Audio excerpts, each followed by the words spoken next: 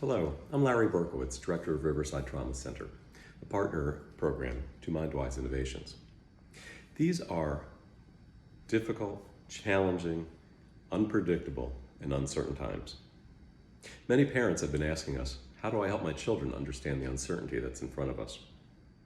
Well, there are a few general principles for dealing with that probably most parents are familiar with already.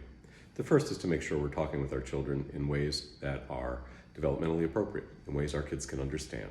So for younger children, we're talking to them in more simple, concrete terms, just offering the information they need to know.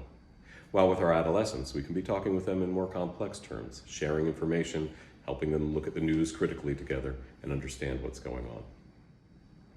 Another point is we want to make sure we're not giving more information than they're asking. So let's let our kids ask questions and then see what's on their minds so that we can answer that.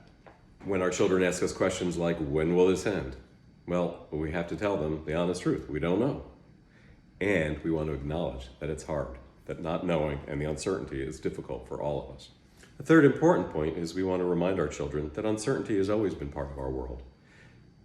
Every spring and summer, we wonder who's going to be in our class next year, who will our teachers be. That kind of uncertainty is always with children.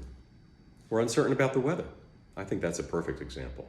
We don't know from day to day exactly what the weather's going to be like. We don't know what the weather will bring next season. But we deal with that by listening to people who do know, who do understand as best they can.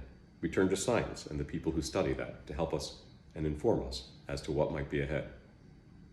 So too is our situation now. We want to remind our children that we don't know for certain what's going on, but there are a lot of good, smart people studying these issues right now to try to help us find cures, to try to help us figure out ways to be as safe as we can.